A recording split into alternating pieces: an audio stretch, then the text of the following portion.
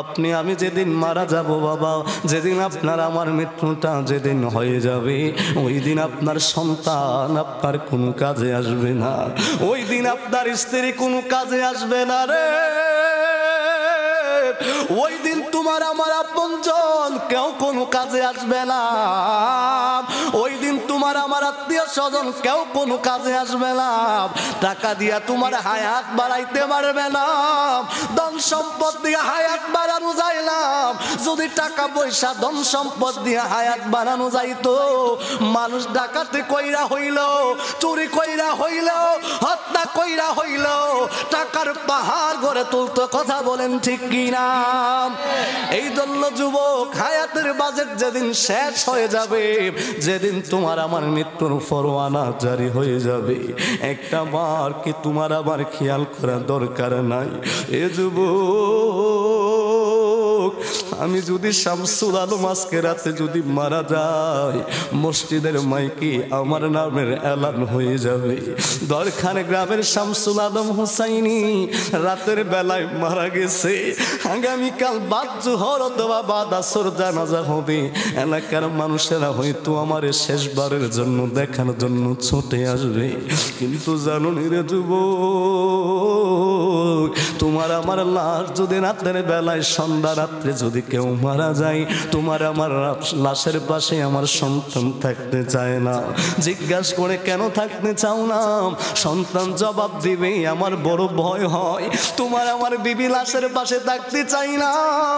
যেই বিবি রাতের বেলায় স্বামীর সাথে একসাথে খাটে ঘুমাইলো, ওই বিবি কয় আমার ভয় হয়, আমি লাশের সাথে থাকতে পারবো না। তোমার আমার সন্তান বলবে আমি থাকতে পারবো না, তোমার আমার ভাই বলবে লাশের পাশে আমি থাকতে পারবো না।